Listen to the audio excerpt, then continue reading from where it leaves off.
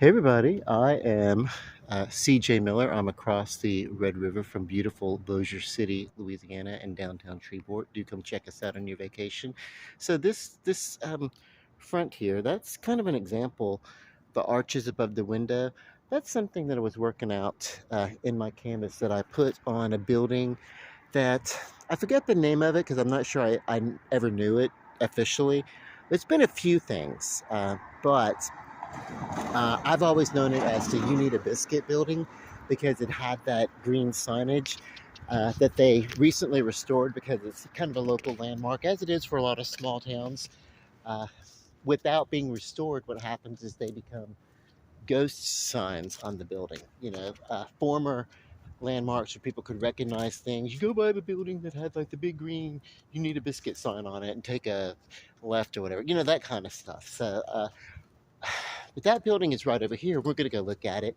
It has the same similar, uh, archway above the arch above the. And it's right there. I can just zoom in. I don't have to walk over there. Maybe I should walk over there. We will. We'll go get it close. I guess it's not going to zoom in uh, front facing. Which why would it? Right? It's like right in my face. I'm right here. Okay, so thinking about this is where the part where the like I may be painting and I may have a thought or an idea, and I'm out checking this stuff, the architecture, just looking to make sure, hey, whatever. So I've taken some liberties, but you'll see that green signage barely right above that. And it was it's turned into an artist lofts, so people that live there and they're artists. Even if it's not their primary source of income, they can live there. Okay, so the archways, and there must be like a similar architecture. But the thing is, when I first came down here, I thought, well, I'm looking at this building, the first one. Maybe I put the archway. Maybe it's not on the building with the signage.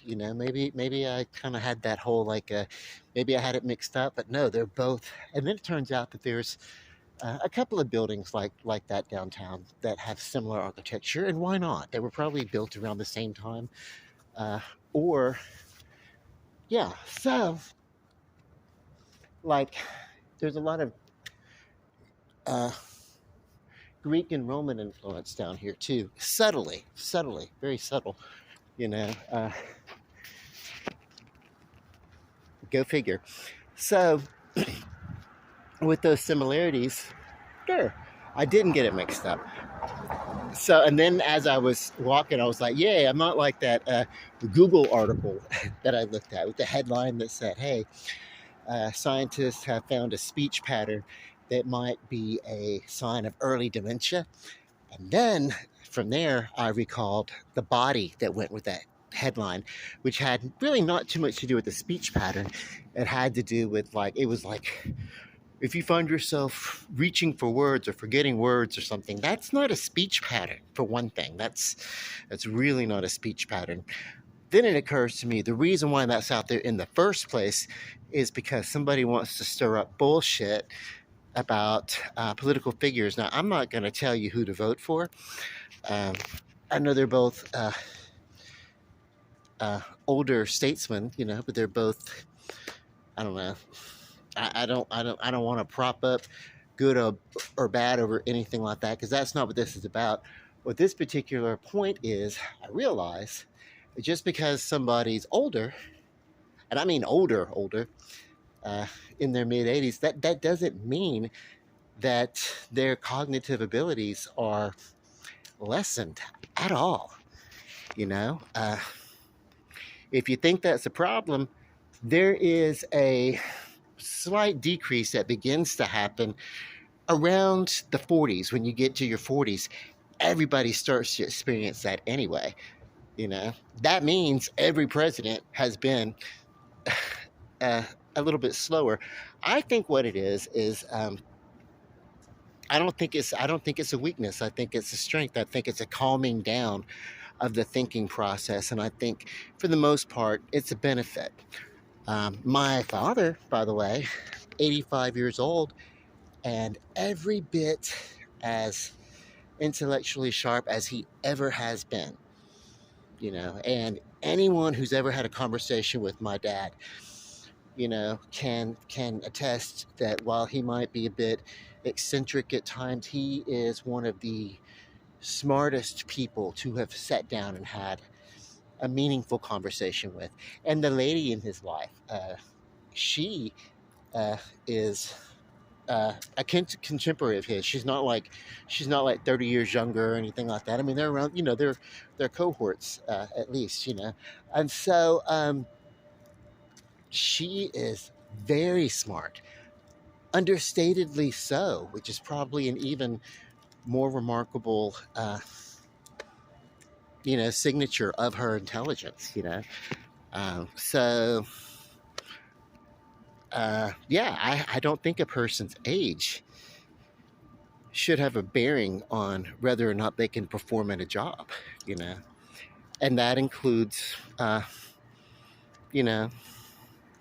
jobs of a political nature. I think if a person's healthy enough, and yeah, whatever. So I don't want to tell people who to vote for, and I'm not going to do that, and I don't want to get political about that. This isn't about politics. This is about ageism. So I started the painting, making a video about the painting. Then I came out to look at the buildings. Then what we used to call bird walking. We'd get on one topic, and then one train of thought leads to another, leads to another, leads to another, what some people call going off on a tangent. My tangents are like 6 degrees of separation. Let me tell you something. It's cool. It's about a person's intelligence. And I am not myself. I'm not slow of speech. I'm not slow of thought. I'm not slow of speech. I am deliberate of speech. I will pause and I will think about how I want to phrase something, how to best explain what's in my head. Whatever, That's just my style. That has nothing to do with my intellect. As a matter of fact, I think I'm a pretty smart cookie myself. So anyway, I'm going to pause this. We're going to get down to the river, and then I'll be talking about something else completely different, because my thought process will have been refreshed by then. But just to sum this bit up, please vote. Please don't let anyone tell you who to vote for. And please don't get guided subliminally or somnambularly. That's actually when you're asleep and you're listening to the TV or something and it's playing and all that kind of. So whatever it is, don't let anyone control your thoughts for you. Make your own decisions based on real information and not fake tabloid BS that's in all the scrolls, all the, that's not real. It's entertaining. It's a pastime, but it's not real. Is dementia a real thing? For some people, not for everybody, I think slowing down to think, I think that's a strength. I wish more people had that. Okay, I'll see you down by the river. Hey, it's CJ again. So I'm back, and yay. So I'm down by the riverfront and just walking around. I had to duck in and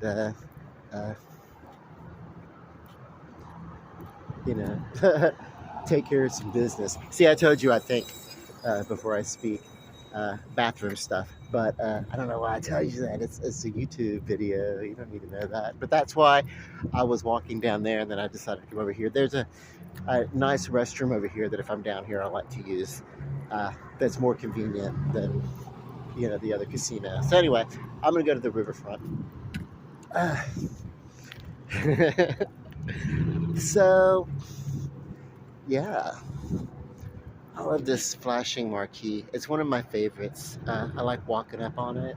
And I always, you know, just come down here and go straight to the river. I forget to maybe that there's a whole strip here that I can walk with a couple of casinos and some nice lights to look at, you know.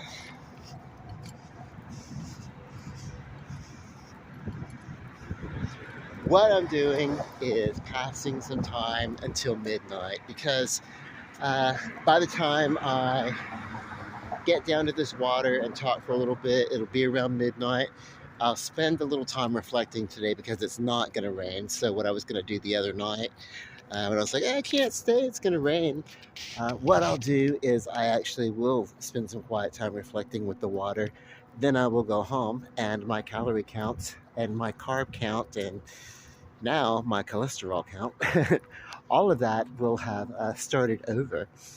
So I was so stoked today. I was like, yo, I have achieved my personal goal, my personal weight goal.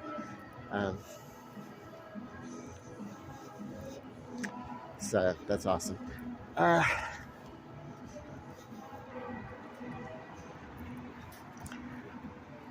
okay, so let me pause this till I get over and to the river.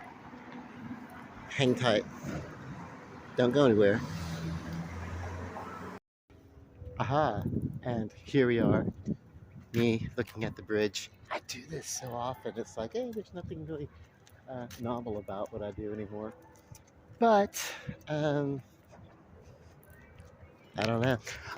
What I want to invite you guys to do is those of you who have your own YouTube content or something like that, if they're legitimate, if it's a legitimate YouTube channel, and you know, uh, if it's uh,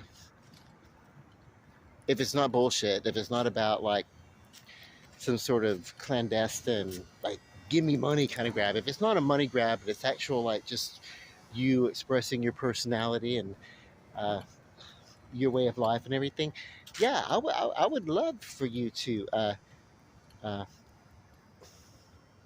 encourage other people to follow you in comments and things like that if you want to do that. But I don't know. I get turned off by profiteers. I really do. I guess it's because I don't do what I do uh, for money, which is, such as it is. It's a good thing because I don't really, I couldn't really make money at it. That's the term starving artist and whatever. I'm not even sure I'm an artiste, but yeah, but yeah, I don't mind that. I've had to like a couple of people. I've had to be like, hey, I gotta block you. I don't want you like uh, promoting your bullshit on what I do or in my comments or whatever. I guess there's always going to be some of that, but you can do that on Facebook. You can do that on X, formerly known as Twitter. I do have I do have an X account, um, but that's mostly so I can look up the celebrities that I like. The usually usually B movie actors and uh, classic rock musicians. Water. I sure do love it. I'm gonna walk over and catch some light from um, some of the bulbs that are lit on these posts.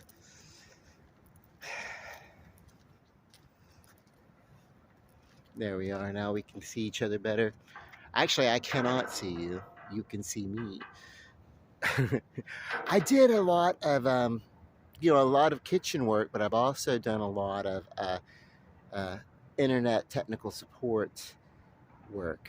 Uh, when it was really kind of, when everybody in the world suddenly had like uh, affordable internet, and there were call centers that really just kind of sprung up overnight. In the dawn of that, is when I worked in internet technical support. Everything, all the different systems, they weren't like they are now, where you have like Apple, Maybe you got Android. Uh, Maybe you got uh, Linux. They were all very, there weren't just two or three of them. They were all very different before, and this was even Windows. I mean, they operated kind of differently.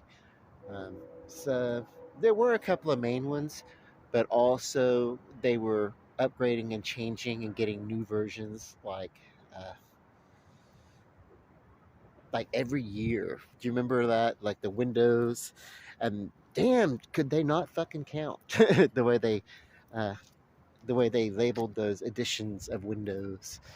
But eventually, I think it was right around Windows 7, they decided Windows 7, what we're going to do is we're just going to offer uh, updates that you actually don't have to go out and buy a whole new Windows or a whole new system that has Windows installed on it. Uh, in order to, yeah, we're gonna do the updates and blah blah blah. So it's because people were getting hit to that shit. Like, dude, it's the same fucking Windows. It's kind of like when you go to a Waffle House and everything on the menu is the exact same thing as the next item on the menu. It's the same food, it's just stacked up or laid out in a different configuration. A lot like going to Taco Bell. It's the same food no matter what you order. Minor differences, but it's whatever. Like uh, that's generalizing, but that's a lot like what that was. So. But also, in order to do that, I worked for the one company. This tell you how this will date me. I'll tell you how far back it was. Sprint uh, DSL, which was the first internet company that I worked for, and boy, it's like we had about 16 different systems that we had to use to navigate when people called in to work with that and to fix whatever issues that we could. And it was thorough. It wasn't like you call in now and the computer does everything for you. It's like we literally, like, we had the computer that would give us like uh, a flow chart kind of thing, a guide for what to do. But really, it was a lot of uh, just having to know where the points are, because most of the time it wasn't the system. Most of the time it was people's, you know, computers that were so subject to um, viruses, malware, you know, that because this was before everything was firewalled, and it was before uh, antiviruses basically came self-installed, and like you actually had to buy that kind of stuff because it was like totally unprotected and whatever. So, which didn't bother me because I at that time was not putting my account information online, and I still don't do that. I still, like, if I purchase something, I don't leave my card saved. Uh, you know, for my accounts, I don't do that. I don't automatically resubscribe. I don't automatically have payments come out. I don't care if it saves me a buck or two. I'll just pay the buck or two. I don't know. I'm not stupid. I'm not saying that people who do that are. I guess maybe in that kind of sense, maybe I am a little bit stupid, a little paranoid about it, but whatever. Okay. I'm gonna, let's see. Oh, I think I already talked about it in the other video with the painting that I met my weight goal, and I'm so pleased. Everything that I have to say for this day. I'm floating on that little accomplishment. Uh, so that's kind of cool. So if there is a distraction, it's that. It's a good distraction. So the bridge, and then it creates a reflection in the river. So from where I live, I do not have a view of the river. And I'm trying to decide, should I create a facsimile in the far distance of the river? And I've decided probably not to. The reason why is because it would be such a small thing on the canvas. Nobody would really. It would just look like another streak of color or something, you know. So it'd be like kind of, I don't know. Considering everything that's going to happen in the forefront of that painting, and what I'm trying to catch behind me is, there we go. This right here, the marquee from the distance. The lights are falling, and it kind of looks a little bit like a waterfall. Okay, so let me pause this and walk over towards the staging area of the riverfront park. I know. Here's something I can talk about. So I am a person who believes that when I'm in error, I should uh, I should go and I should make that correction. And particularly when talking about the work of an artist such as a musician. And so there are a couple of songs in my playlist that I attributed to Vinnie Vincent Invasion. And then later on made like a whole big old spiel about Mark Slaughter, and then he went on and they did the band Slaughter and everything. But those two songs in my playlist are Snowblind and Speeding Back to My Baby. And those songs, uh, I don't know why. Uh, Ace Frehley was the writer, and it was for Kiss. They weren't solo albums, so I don't know. There was probably some information that got, you know, mixed up online or something. 'Cause that's not something that I even recollected. That was like when I was a kid, I felt like we had this Kiss album, and then mistakenly, maybe we didn't. Was it an Ace Frehley album? I don't know. And so, or was it a Kiss album? It definitely wasn't a Vinnie Vincent Invasion album because that was 1984. So this was over the song Beth that came out in the early 70s when the band was coming on. And there was some like the band, most of them did not feel that Beth represented their sound. It was like, you know, I you know, which I think is a beautiful song. I think most people do, but no, it doesn't sound like a Kiss, and it's instrumental and very orchestrated. The background music, which balances well with the harsh vocals of the song. But yeah, okay. So like, and they didn't really get to be, the part of that song. So yeah, I get it. And it started out being like a B song, a B side to something. I think Detroit Rock City started out being the B side to Detroit Rock City, and eventually overshadowed what was to be the single, and that's what it was. So, but that happened before. That was like sometimes that'll happen. Uh, Radio people, they'll be like, for the heck of it, hey, let's play the flip side or something, and then it'll create a hit. That's happened before. That happened with Vanilla Ice. With he did a cover of Play That Funky Music White Boy, and then they played the flip side, which was Ice Ice Baby, and that became like uh, the single that propelled him and his record sales and everything to number one. So he was like touring, being the opening act to MC Hammer, but his opening act with opening for MC Hammer, but he was outselling MC Hammer.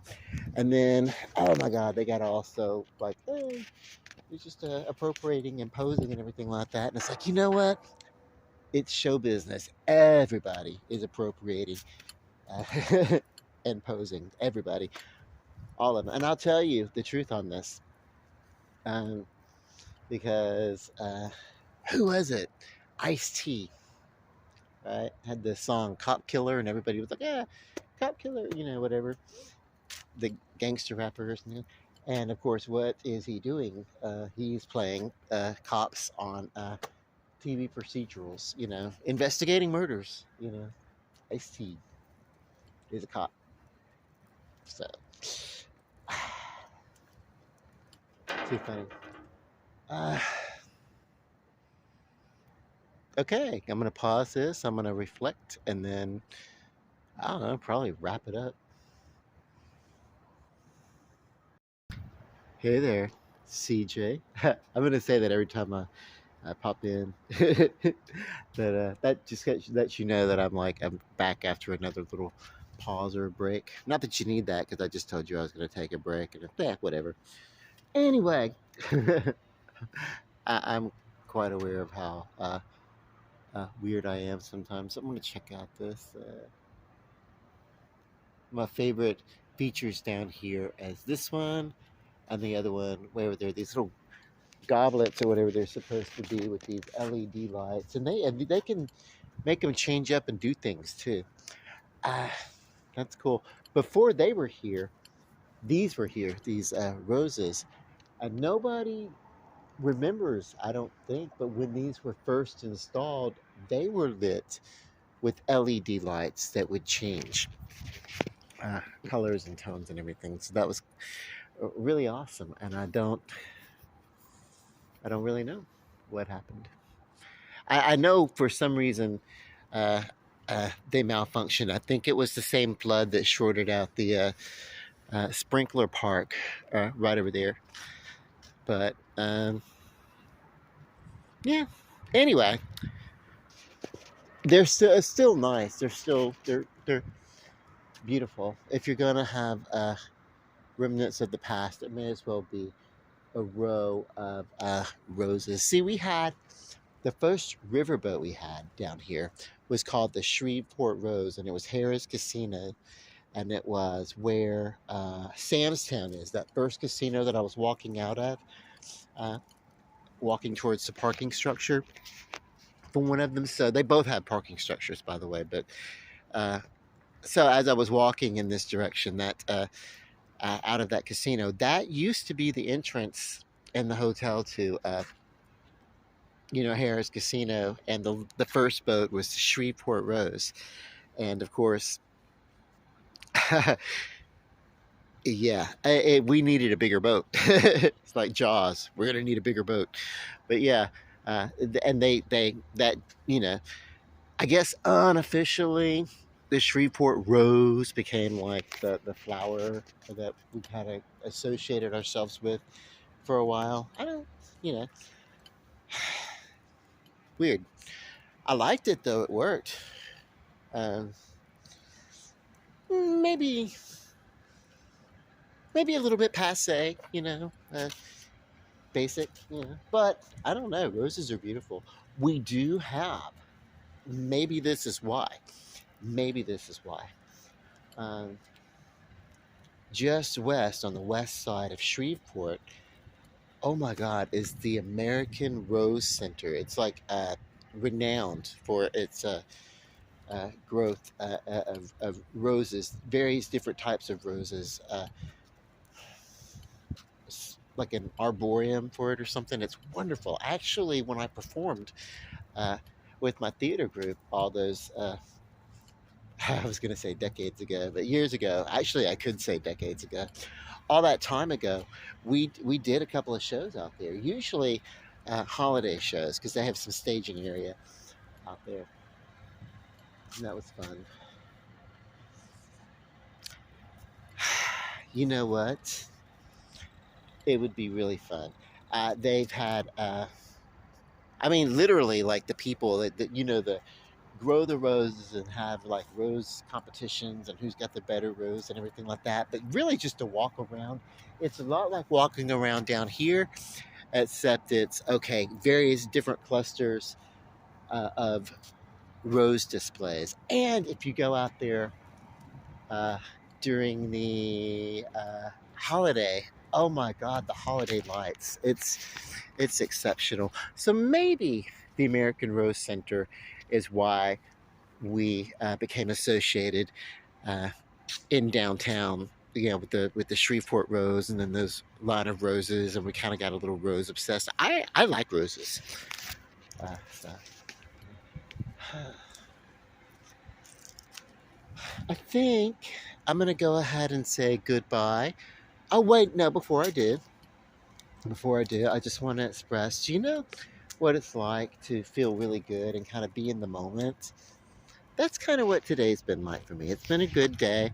I've really enjoyed it, and a big part of that is because uh, of people. And it was like I have friends that I spend time with, but I also really enjoy the little YouTube content that I make, and most of it is ultimately because I want to draw people to my hometown for visits because I think I'm really happy with it. I think there's a lot to see um, and a lot to experience. Down this path here is a parkway that goes for about 6 or 7 miles along the river, give or take.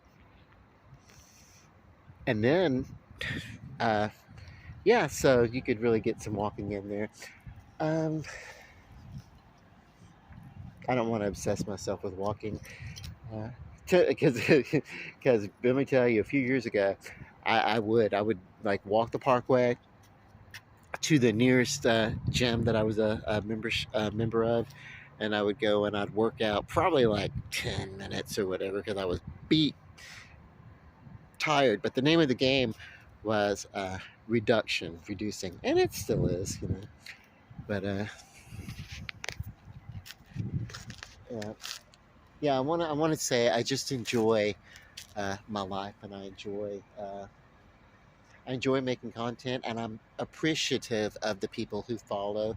I'm not sucking up for more follows or likes. I just want to express that appreciation because it's like, hey, otherwise I'd be making the videos for like nobody. So that's kind of cool. And one of my first followers, Kaylee, I really appreciate you too. Uh, but I appreciate all of you. And so, with that, and much gratitude and happiness in my heart, and a place to share this comfort and good thing, let me say love and light. God bless you. Peace. Good night. I'll get to go home and eat now. Bye.